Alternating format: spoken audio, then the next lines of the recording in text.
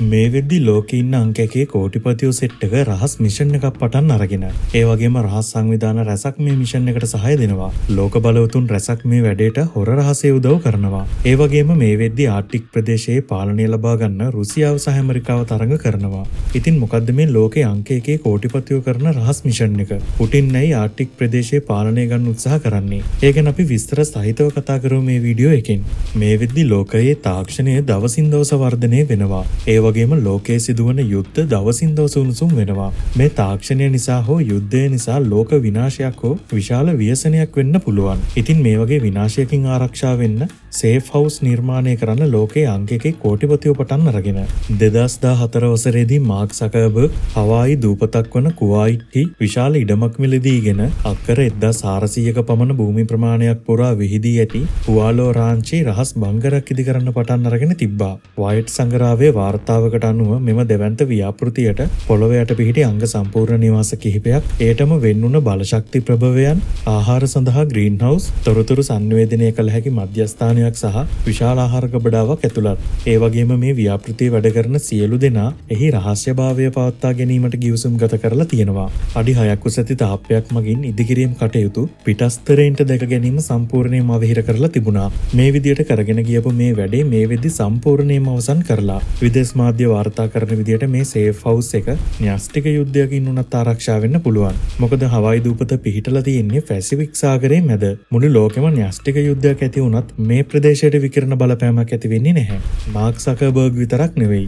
LinkedIn හි සමනිර්මාතෘ read හෝෆ්මන් පවසන විදියට ලෝකෙ සුපිරිම ධනවතුන්ගෙන් භාගයට වඩා පිරිසක් පවුන් මිලියන ගාණක් වටිනා අපොකැලිප්ස් රක්ෂණයක් ලබාගෙන තියෙනවා. මේ රක්ෂණය තුලින් අංග සම්පූර්ණ සුඛෝපභෝගී භූගත බංකරයක් හිමි වෙනවා. ඒ වගේම පවුලේ හැමෝටම මැරෙනකම්ම සැප පහසුවෙන් ඉන්න පුළුවන්. ඒ වගේම ලෝකනායකයින් පවා මේ රක්ෂණය ලබාගෙන ඇති බවට වාර්තා පළ වෙලා තියෙනවා. ඉතින් මේ වෙන දේවල් වලින් පේන්න තියෙන්නේ තාක්ෂණය, සොම්බි වැනි භයානක වසංගත, න්‍යෂ්ටික යුද්ධ හෝ දේශගුණික විපර්යාස වැනි කුමන හෝ හේතුවක් නිසා මේ ලෝකය විනාශ වුණොත් ලෝක බලවතුන්ට ඒක ප්‍රශ්නයක් වෙන්නේ නැහැ. කොහොම වුණත් ඒ වගේ මොකක් හරි හේතුවක් නැත්නම් මේ අය දැන්ම මේ වගේ දෙයකට සූදානම් වෙන්නේ නැහැ. කොහොම වුණත් රුසියාව මේ වෙද්දි ලොකු ගේමක් ගහගෙන යනවා. ඒ තමයි ආර්ටික් ප්‍රදේශයේ පාලනය ලබා ගන්න උත්සාහ කරන එක.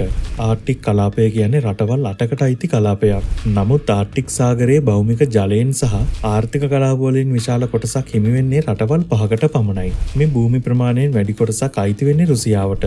ඉන්පසු පිළිවෙලින් කැනඩාව, ඩෙන්මාර්කය, නෝර්වේ, එක්සත් ජනපදය මෙම කලාපයේ ආර්ථික වාසි ලබා ගන්නවා. ආර්ටික් කලාපයේ ඇති මුළු භූමි ප්‍රමාණයෙන් 40%ක් පමණ හිමි වෙන්නේ රුසියාවට.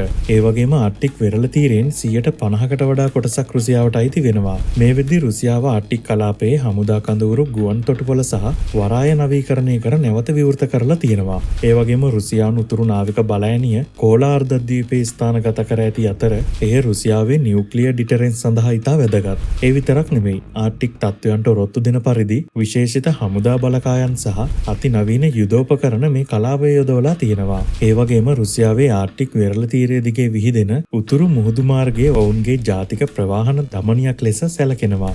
මෙම මාර්ගය මගින් යුරෝපය සහ ආසියාව අතර ගමන් කිරීමට ගතවන කාලය හා දුර ප්‍රමාණය විශාල ලෙස අඩු කරගත හැකි අතර ඒ වෙළඳාමට අතිශය වැදගත් වෙනවා. කොහොම වුණත් ඇමරිකාව මේ කලාපයේ පාලනය ගන්න උත්සාහ කරනවා. ඒකට ප්‍රධාන හේතුව ආර්ටික් ප්‍රදේශයේ ඇති විශාල තෙල් සහ ස්වභාවික ගෑස් සංචිත.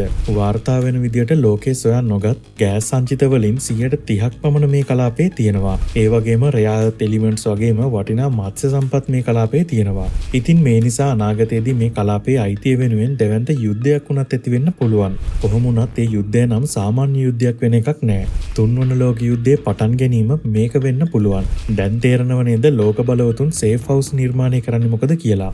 ඉතින් මේ ගැන ඔයාලගේ අදහස පහලින් කමෙන්ට් කරන්න. මේ වගේ වීඩියෝ දිනපතා නරඹන්න අපගේ YouTube channel එක subscribe කරන්න. ඔබට සුබ දවසක්.